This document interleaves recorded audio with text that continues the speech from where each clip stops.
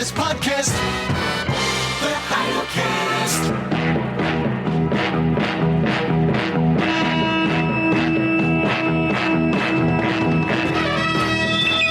In the great hall of the Justice League, there are assembled the world's greatest heroes, created from the cosmic legends of the universe. Scott McDermott. I was bit by a black widow in Hamul in my sleep. Harrison Perkins. Every muscle in my body is clenching right now. And Scott Clark. You know, I would like to get to know a tarantula. their mission to fight injustice, to right that which is wrong, and to serve all mankind.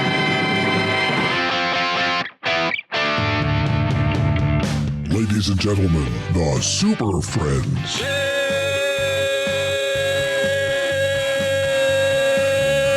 Good morning, Vietnam. We'll do it live. No, we'll do it live. Are you not entertained? Are you not entertained? Is this not why you are here? People, we should be working.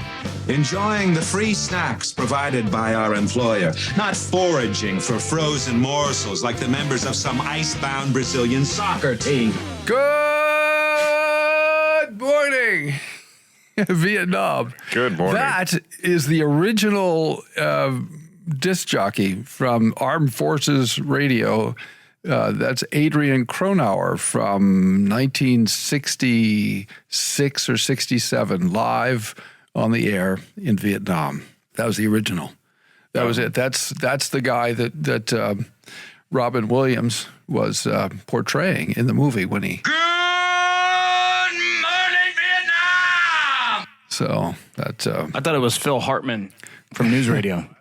The last one was Phil Hartman. So I thought, so you guys were probably old enough to have been watching television in 1995. So that was my thinking. Well, as one who grew up Amish, I did not watch TV until I left for Rumspringa, and then I just never returned.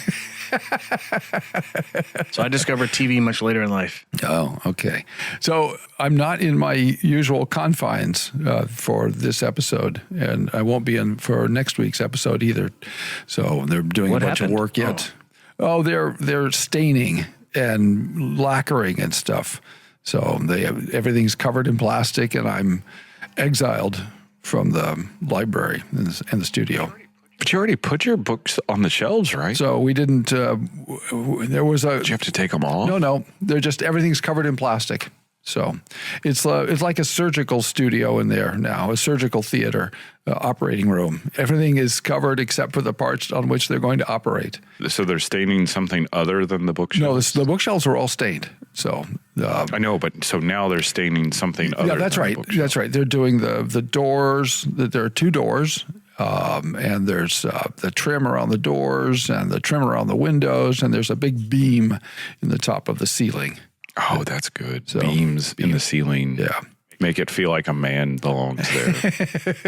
Yeah, well, we've had that conversation a few times about I love it. what should be. So the bathroom is kind of, right, we have an attached bathroom, 3/4. Is that where one of the doors is? Yes. Yeah. I would recommend a door for the bathroom. Yeah, exactly. So we have a pocket door, a solid pocket door that's being put in, and that should be stained now. He took that off to his workshop and did that. Is the bathroom door soundproof too? Well, that's the point of the solid door, yes.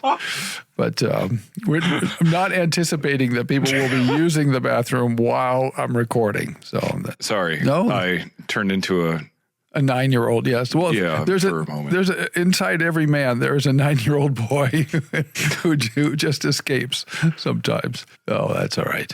So how are you, men? Scott, you look like you're struggling to stay awake this morning. It's been a long week. No. We had a Reformation celebration on Sunday night. It was great. Oh, that's good. So good. What happened? We finished our series on covenant theology in our evening service, and with that, we went down to our fellowship hall and had a nice big feast. Martin Luther would have been proud. Had German food, only German food, Oh, interesting. only German water and wine. It was great. Was it well attended? Very well.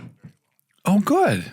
That's great. It was at your congregation, or was it a joint celebration? Now, there's no one to do joint things with up here. Okay, well, that's what I thought, but I didn't know. There were a couple of LCMS people in attendance, and there were a couple Methodists in attendance, but there were no, it wasn't ecclesiastically intentionally like that. It was great. Oh, good. I'll get to see Scott this coming Saturday, Lord willing. For what? We're having dinner in Midland. Oh, that's this week. Wow. Yeah. Shout out to Dave Serapholian, 20th anniversary of his congregation. Yeah, I think our congregation was like the sister church of that congregation. Yeah, you helped plant it. Oh, I think Dave did most of the work. I think our session and our office secretary and our teaching elder at the time did do some things. But anyways, that'll be fun. It'll be good to see Scott in person. Yep. It's always good to see Scott in person. Well, you it's guys good to see me see him all the online time. too. Every Saturday morning as we record these live. We do it live. We'll do it live, but it's different seeing somebody in the flesh in real life. Speaking about flesh, did you see Cam Scadaboo's injury? I didn't. It was... Was it gross? Bad. It was... His foot fell off. His foot actually fell off. That's how bad it was. Wow, that's not good. I'm glad I didn't see that. The I'll send you a picture. right... No, please don't. The right guard for the Nebraska Cornhuskers apparently broke his finger, and the players said that the bone was sticking out. And he wanted to keep playing, but they made him go to the emergency room and go get surgery. So he had surgery, and now his hand is all wrapped up. And he played this last week. So that was the Minnesota game that happened. So one of the many disasters in the Minnesota game. But we won, I say. I hate that. Okay, I have a rant. We're not supposed to say we, but I grew up in Nebraska, and everybody I knew said we with reference to the Nebraska Cornhuskers. It's our team. Yeah. I understand. We don't all play. Very few of us ever actually play, but it's our team. And now somebody passed a rule, apparently, and you're not allowed to say we if you didn't wear the uniform or play on the field. That's for all sports, though, right? I guess. I hate that rule. I don't like it. And I'm behind it. I like that rule, actually. And also, if you're a grown man and you're wearing another grown man's uniform, okay, fine. you need to probably rethink that. I don't know. I mean, fine. I don't have any uniforms. I have lots of Nebraska gear and shirts and things, but fine, whatever. I mean, I'm not going to argue about that, but we always, it was just the thing. Everyone I know, we all said we. How are we going to do? And it's our team. I don't know. I mean, I bet it's that way in Green Bay.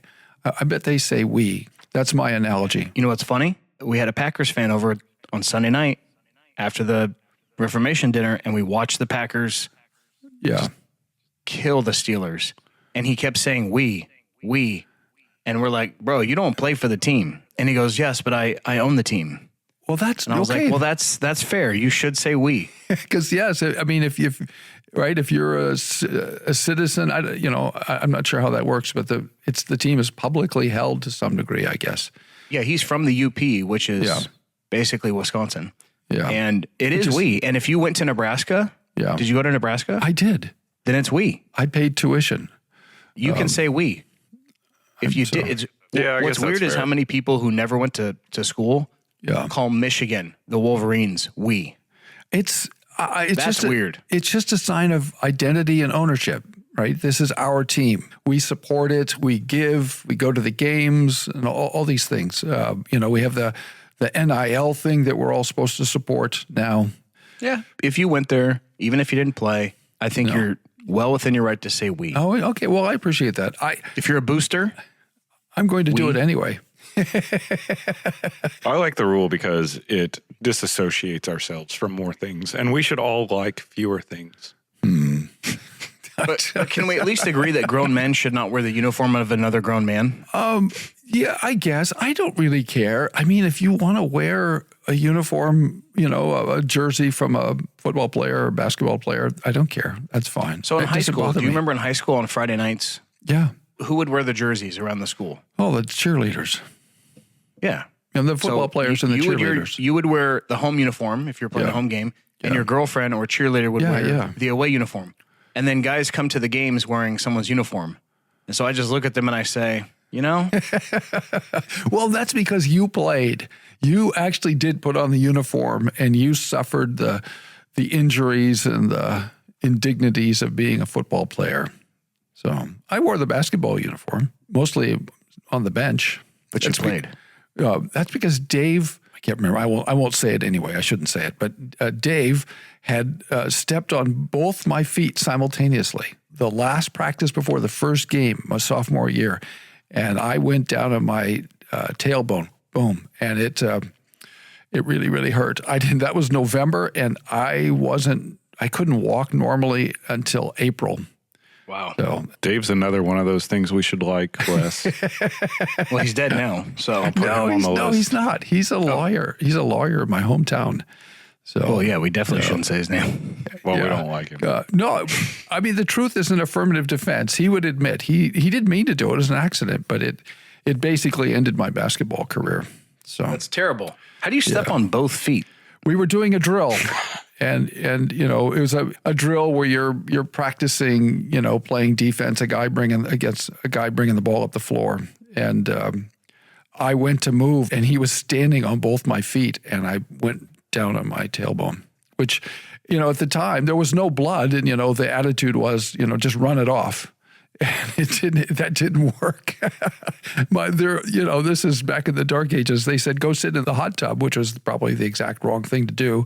And there was the same hot tub in which my father-in-law had sat back in the 50s. So it was pretty. So it was new. It was pretty backwards. No, it was Speaking of backwards, did you see the picture I sent you? No, I didn't. I'm not going to look. You should. Well, you really should. I don't. His foot fell off. I don't want to see. I hate those gruesome injuries. I'm glad What's this bone at the end of your leg called that your ankle bone attaches to? What's that called? Foot. No, it's not the foot bone. It's what your foot attaches to. I don't know if I'm helpful. What is a foot attached to? You can tell me to leave. Is it the tibia? I don't remember anymore. You can only see his tibia. That's how far his foot fell off. Oh, that's bad. Take a look at this. I did really well in physiology back in high school, but that was a long time ago. Well, this man needs to be prayed for. Yeah, I'm sorry about that. I worked at a video store on Friday nights in high school. That was what I. So was that, but not Blockbuster? No, it was a small town local one. Tidal Wave, TITLE. Oh, that's right. I remember that. Yeah, in quotation marks on the sign, just to let you know that they knew what they were doing. We're self-consciously being a little bit, I don't know, what is it, cute or something? There's another. Yeah, when I worked there, it was in an old Burger King. Oh, interesting. So instead of flipping burgers, you were flipping videos. Indeed. Yeah. Didn't it have a tanning salon in it too? Yeah. That made for some weird But it's stories. in the South. Yeah, just go outside. It's in Kentucky, so this was in Well, Kentucky. I mean, Kentucky is the South. It's a border state. It's the north-south. Yeah. So, I mean, it still gets cold in Kentucky. The bit that confused me is like, why do you need a tan at 11 o'clock at night? And why do you think you need a tan? Like, the people who would come tan with us, I'm just thinking, look, tans seem like finishing touches to like a really attractive appearance. I'm just going to say I didn't think that was the point of first concern. Maybe see the dentist first before you work on your tan. Is that what you're suggesting? Amongst other things, yeah. I mean, it was just the list was Basic long. hygiene.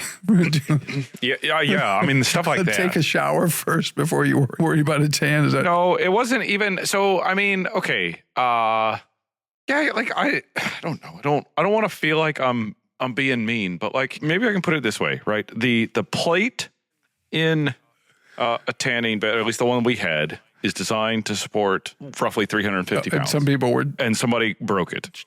challenging the weight limits. Yeah, that's a problem. So yeah, there's that. That was my Friday nights were not in the Friday night light spotlight.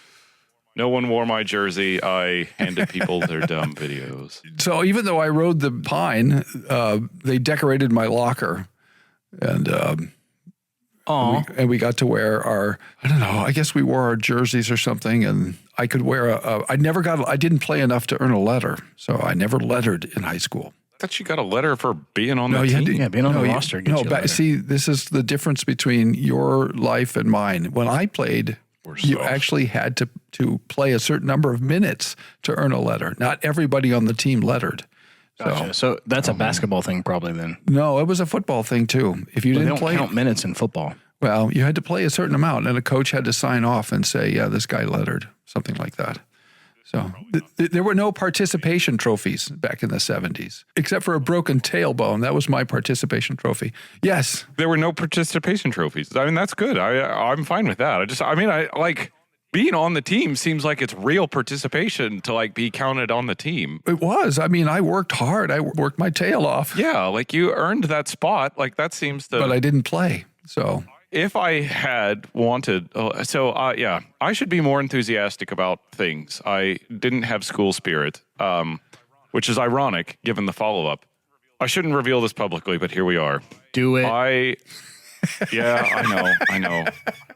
I don't even know if you guys know this. I was for a period the mascot. Were you really? The mascot. You wore the costume or whatever? What was your mascot? Bulldog. Oh, that's awesome. Why didn't you just get a bulldog? Because I don't know. Where were we going to keep a dog as a school? What was it like inside that costume? Hot and dumb. I mean, it wasn't a great costume. Okay. But to the point, if I had wanted a Letterman jacket, but I didn't care enough, I could have had a letter for that. Well, because people would have asked you. How'd you let her? Yeah, I was the mascot. You would have had to tell them. I was the mascot. I wore the bulldog costume. So how did you work at the video store on Fridays and yet go as the mascot to the football games? It was different. See, I think the mascot was before I got that job. Oh. And I don't think they were all on Fridays. Yeah, it was, but they did not overlap. Oh, interesting. And then I decided I hated it. Okay, that was my next question. Was it a positive experience? Evidently not. It just the people didn't care, which may have meant I wasn't very good, but other people did it and they didn't care for them either. So either we were all bad or you were supposed to do push-ups and things and exercises and get people wound up. Isn't that your fundamental as a bulldog, job he's as a probably mascot? supposed to bark and fake pee on Yes. No, that would have been hilarious if you had walked around lifting your legs, like gone to the other team and lifted your leg on the bench. That would have been. You'd have got beat up. could have been, yeah. That would have been awesome if you had done that. Yeah. See, I like that Harrison thinks he only told you and I. No, that's why I said reveal it in this public forum. No, I mean everybody knows He now. told I. Okay. And you? No, me. Me is the object Thems. of the verb to tell. It's the accusative or the dative. But he also told all thems who listen. That's right. That's right. No, I know. Thousands of people now know that you were a bulldog mascot. It's okay.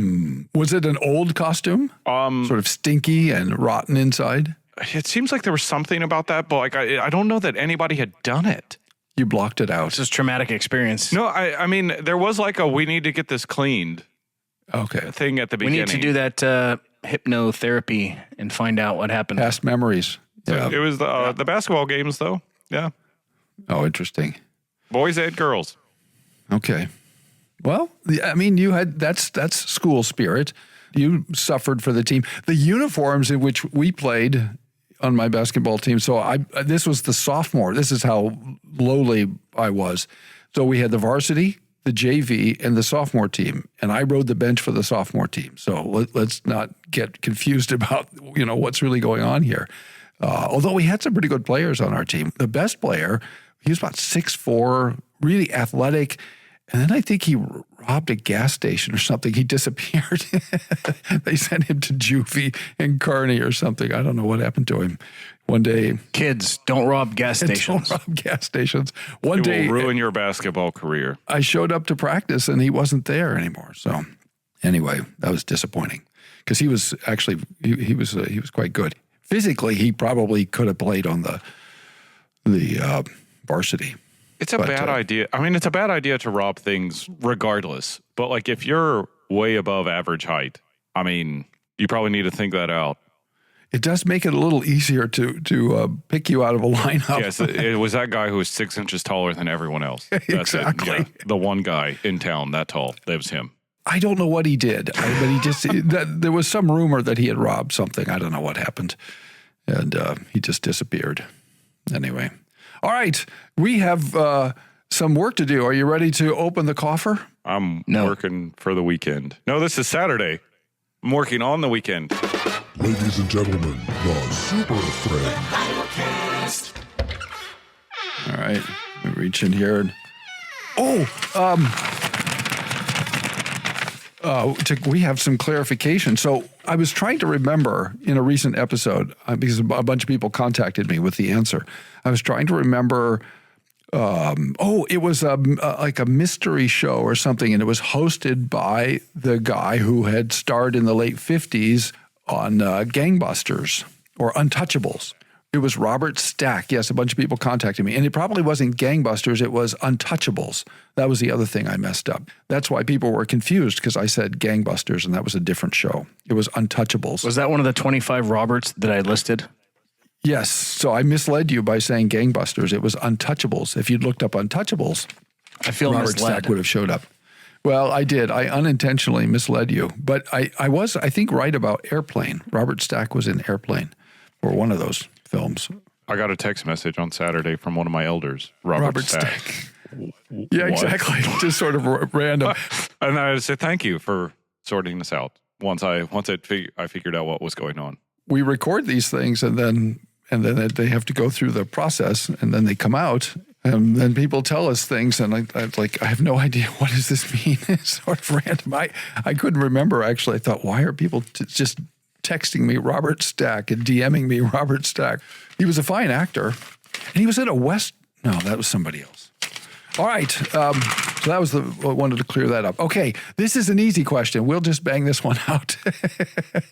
Hello, this is from Adedamola, and he confirmed that's the correct pronunciation. So it is. He's in Nigeria. A little more believable in that case. He's on X, and I enjoy his posts very much. It's, what is his handle? Ashodi Calvin, something like that. And I don't know what that first word means. It might be Nigerian. Anyway, he posts lots of interesting things, and he's very enthusiastic about being reformed, and he says intelligent things. He says, hello, Dr. Clark and the Super Friends. Yeah. How are you, sir? Adedamola. No, do it. I won't try his last name. Oh, man. I tried Do or earlier. do not. There is no try. I'm sorry, Adedamola. Forgive me. Yoda. Wisdom from the ages, from the galaxies. Okay. Ogun It's Obi-Wan. Bewan. Ogun Bewan. No, it's close. You Say could his be, but first it name isn't. again. Ogun Bewan. Adedamola. Adedamola. So he's listening from overseas. Awesome. Yeah, he's listening in Nigeria. We have listeners all over the globe. It's really amazing. And people come to the Huddle blog from all over the globe. I can see, I have a little map on the statistics page that tells me from where people come.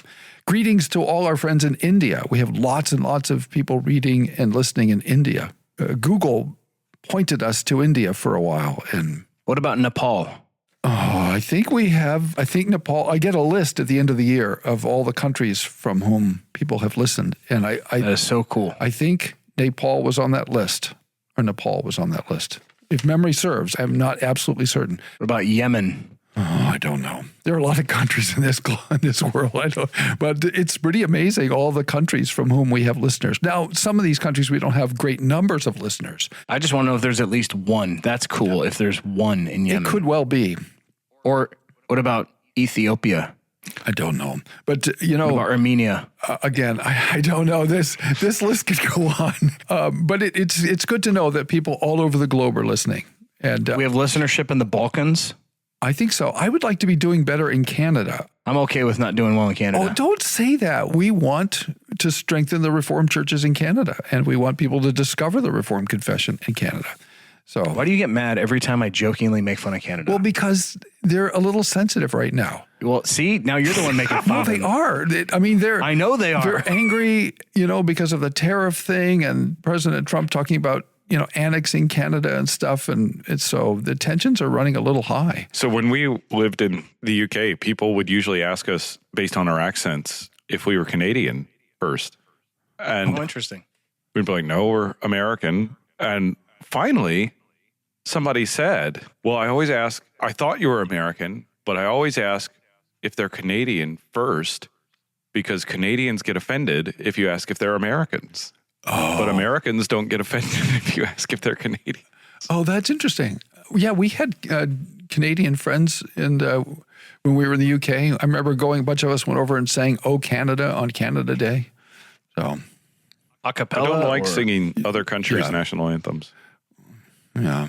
Well, I say a bunch of us. I remember it being done. I think I was upstairs and they were outside the window doing it. But I have a list of great Canadians, though, whom I appreciate. really? My family Yeah. came through Canada. Chad Van Dixhorn, great guy. He's I Canadian. had no idea he was a foreigner. Yeah. I thought he was a Yank. No, he's That- Canadian. okay, that explains why he's so polite. Yeah, amazing Nice. guy. Love him. Steve Wellham, good friend. He's Canadian.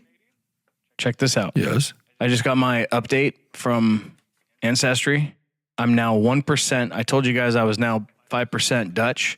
I'm also now 1% Acadian, which is French before it was Nova Scotia. You're speaking about this like it became true, as if now you've become. Yeah, now I am this. I'm also Now Serbian you know and Croat that, now. but you were Yeah, always. now I'm no, because it changes every time. Every year I'm different things than I was before. So this year I'm now Acadian, I'm Serb, I'm Croat, I'm Dutch. So all you Canadian listeners, I'm just joking when I make fun of us. Yes, you're Back to we. Back to we. You're one of them. Yeah. I'm sure they're embracing you as one of them. I hear they're great. all at the smoking Canadians meat. that I met at seminary were good guys. Yeah. David Stairs, shout out to David Stairs in New Zealand. Is he Canadian? And he listens. Oh, very good. I hear they're great at smoking meat. I'd love to have some Canadian smoked meat. I heard they're great at hockey. What kind of papers do you use to smoke meat? I know about, Got to roll it up. Yeah, I know. Okay. Hello, Dr. Clark and the Super Friends. I have a couple of questions on demonic possession. So this is why we're ducking and weaving, because this is going to be challenging. The first is it possible for demons to possess someone who's a Christian? The second is whether demons possess people at all today, and also what do you think about how demons operate today? I come from a context where deliverance ministries are popular, and I hope that you can help answer these questions. So I think I can answer the first one. This one seems like the easiest one. It is impossible for a Christian to be possessed by a demon. Well, that's also what I was going to say. I wanted to take the easy part. Well, you can explain why. Why is it impossible for a Christian to be possessed by a demon? Because we're united to Christ. Yeah, I think that's exactly right. And why does that? Also an easy answer. We are a wholly owned subsidiary of Jesus Christ, and it's impossible for a demon to overpower Jesus and possess a Christian. We are possessed by Christ. We're part of his body, and he is part of us. So our union is so close that it's impossible. There's no space for a demon to wedge himself in and to possess us. We are covered by the blood of Jesus, the righteousness of Jesus, protected by the power of Jesus. So, Christian, you believe in Jesus, you do not need to worry about being possessed by a demon. It's impossible. And if a demon shows up, you say, get out of here. I belong to Jesus. Luther was exactly right about that. 1 Corinthians 10, 14 to 22, just about the incompatibility of the Christian with demons seems pertinent. It's not specifically this question, but it's the closest thing that I could think of, and it seems apt. You want to read some of it? Therefore, my beloved, flee from idolatry. I speak as to sensible people. Judge for yourselves what I say. The cup of blessing that we bless, is it not a participation in the blood of Christ? The bread that we break, is it not a participation in the body of Christ? Because there is one bread, we who are many are one body, for we all partake of the one bread. Consider the people of Israel. Are not those who eat the sacrifices participants in the altar? What do I imply then? That food offered to idols is anything, or that an idol is anything? No, I imply that what pagans sacrifice, they offer to demons, and not to God. I do not want you to be participants with demons. You cannot drink, and interesting that it's not may not, you cannot drink the cup of the Lord and the cup of demons. You cannot partake of the table of the Lord and the table of demons. Shall we provoke the Lord to jealousy? Are we stronger than he? Yeah. I take your point. I think the exhortation there in 21 is that you should not do that. You may not participate, but I take your point. So do we need to get out the Greek? I can do that easily. I wasn't. Dunaste. Yeah, it's not possible. Yeah. So it's not, you may not, it's not able. Yeah. So if a Christian attended to for some reason, a pagan feast. I've always understood this to mean that somebody invites you to a meal, and as long as they don't say this was offered to the gods, even though you know that it was, because it always was in the kitchen somewhere or in the butcher shop, it was always dedicated to the gods. But it's fine. It's a secular meal. But a common meal, as soon as someone says, we're having this meal or this feast in honor of the gods, you may not participate in that. And you say to them, listen, I'm a Christian. We have our own feast, Holy Communion. Yeah, absolutely. And that's earlier in, this section. So chapter 8 to 10 is kind of this whole food issue. And yes, I take your point about what he was saying earlier. I think here he's making a more spiritual, theological point about you cannot do both. Yeah. If you are partaking this one, then you are not, you might outwardly receive this, like you cannot receive the spiritual realities of both. Oh, I appreciate that. I'd never heard that, and it hadn't occurred to me, so I appreciate that. So it's more relevant than I initially thought as you were reading it. So that's good. I could be wrong. No. That's how I... No, I think that's a good point. The Greek is what it is, so we have to deal with what the text actually says, not what we wanted to say.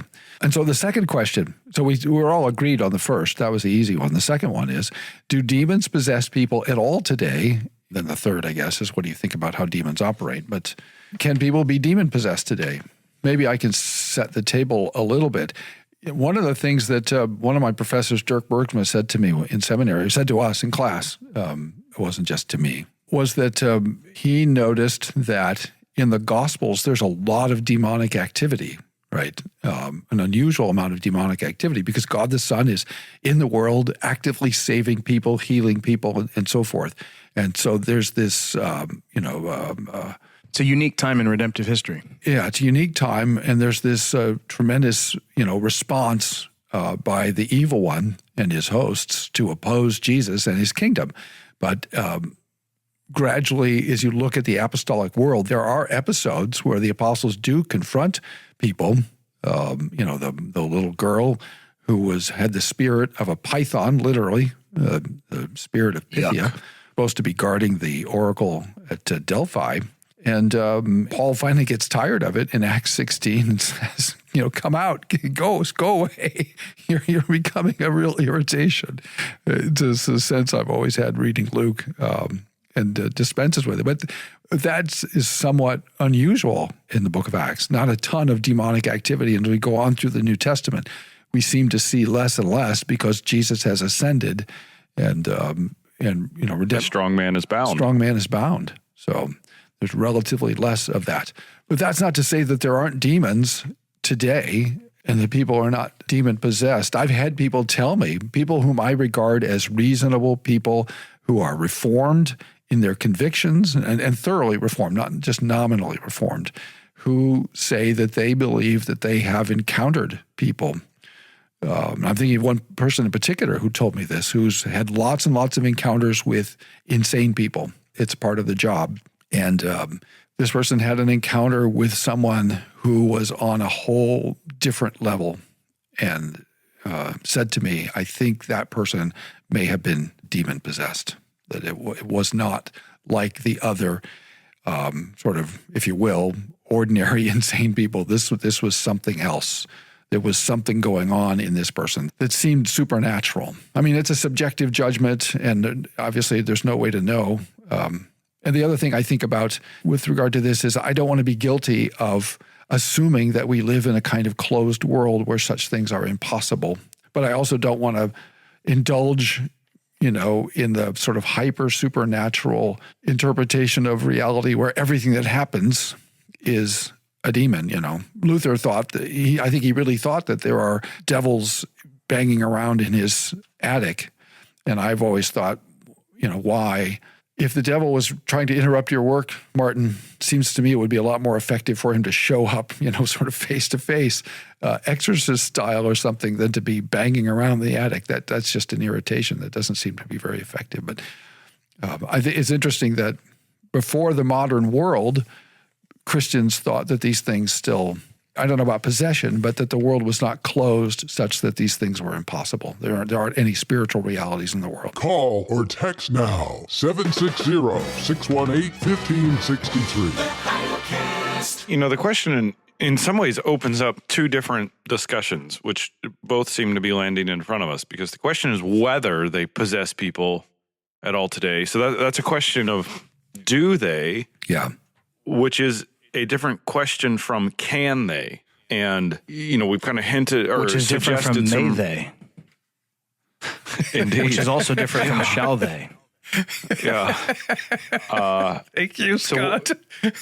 You know, the binding of the strong man passage and what we've talked about so far suggests reasons why the ability is more limited than previously. Yeah. But that doesn't mean it's entirely gone. And I would imagine that it is possible that demons could possess people. The question of do they, I guess, you know, the devil is not a poor strategist. And, you know, in previous times, did demonic activity help his cause more? Quite possibly. I mean, even the passage that you cited about Paul and, you know, that demon-possessed girl. Well, okay. But now he owns mass media, so it's a lot easier for him to... Well, so, I mean, that's kind of to the point is, even if possible, not acting upon that possibility kind of reinforces that assumption of a closed world with no spiritual significance to it. So in other places around the world, could I imagine demon possession being, you know, a more fruitful affair for him and his, you know, wicked purposes? I could see that in places where spirituality has a more latent presence, fears of these sorts of things, even, you know, responses that could prompt worship and following. That could make sense. In the Western world, where we would prefer to think of the world as closed, he's deceived lots of people into thinking he doesn't exist, and so he's not an enemy even to worry about. If he hates us, why let his enemies know that he exists? He's got the, you know, the element of surprise for everyone. So, yeah, I'm looking at Acts 16:16. As we were going to the place of prayer, we were met by a slave girl who had a spirit of divination, which is paraphrastic translation, and brought her owners much gain by fortune-telling. Now, that's in the apostolic period, and we're not in the apostolic period, so I think it's worth mentioning that. There are no apostles today, whatever the guy on the corner tells you, right, on the sign, you know, apostle so-and-so. He's not actually an apostle, and nobody has apostolic power or apostolic gifts. So I went looking for them when I was all stove in, as we might have said once upon a time, right? All broken down and beat up, and none of the people with apostolic power did anything for me because they don't have it. You know, I want to make that clear. You're saying it's part of the cessation. It's one of the things that have ceased. Well, I mean, I'm not saying period. that. I'm suggesting that as part of the progress of redemptive history, the close of the canon, maybe we expect less demonic activity. But you're talking about activity. I'm sorry. I thought you were talking about the ability to do something about it. Well, that's the other question. Yeah. I mean, I don't think people have that ability now necessarily. But I do wonder that in places where the gospel is just going, if there isn't, you know, more demonic activity in opposition to the gospel. And have you guys heard the distinction between possession and oppression? no. I have. It's never made a great deal of sense to me, but go ahead. Well, I was just wondering if either of you knew anything about it, if you could elaborate on it. I mean, I've heard people say, yeah, demons can't possess Christians, but they can tempt or oppress Christians. And I don't know if that's true. That's why I was bringing it up. Well, yeah. I mean, I think the greatest temptations we face are the three classic enemies, right? Sin, the flesh, and the devil. I mean, what's the devil? Well, that's right. I mean, Satan is a real entity. I mean, he's the chief demon, right? That's right. Yeah. So, I mean, if we concede that he can do it, then Yeah. Satan is real, and Satan does act. He is bound, we say, that for the interregnum in the period between the ascension of Jesus and his return. That's a great term, by the way. He's bound, and Christ is ruling, and he keeps Satan on a short leash. Not to say he can't do anything. He does things. And children, listeners, he's not to be played with. Don't be messing around with games and things. When I was a kid, we played around with the Ouija board. Don't mess around with that stuff. Stay away from that.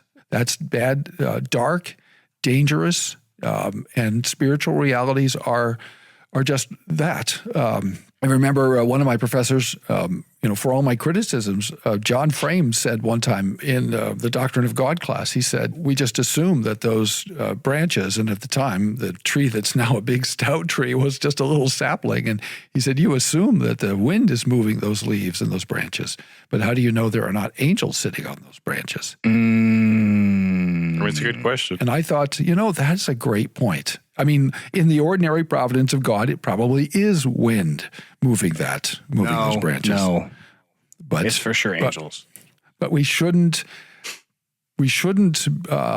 succumb to the modern prejudice against supernatural realities. So I took that as a helpful corrective, is what I did. And did you already mention what James says? No, please go ahead. No, we have not. James, the brother of our Lord, the brother of Judah, submit yourselves therefore to God, resist the devil, and he will flee from you. Yeah, exactly. That sounds like an important thing. No, that's right. So, believer, you can actively resist Satan. He has no authority over you. And also Peter. Peter says something similar. Yeah, go ahead. Do you have it? I could pull it up. Sorry, I didn't mean to interrupt. No, I was being that's fine. Harrison. Go ahead. I was being Harrison for a second.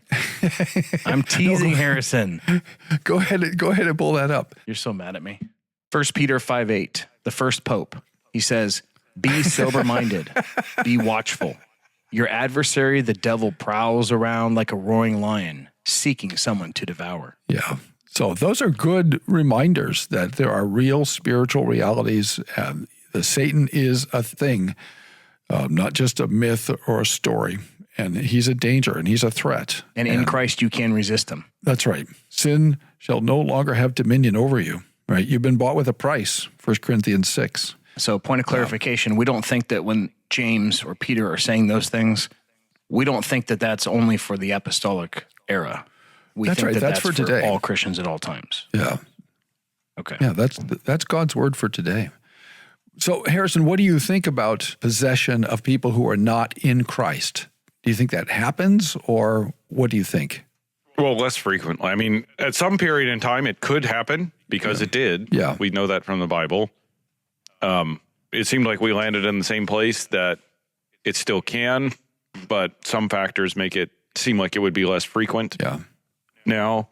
And then, I think at the end of things, it does not seem the most effective strategy of our enemy in the Western world because, he's better off keeping us in the dark, thinking that these things don't happen and that nobody has to worry about it.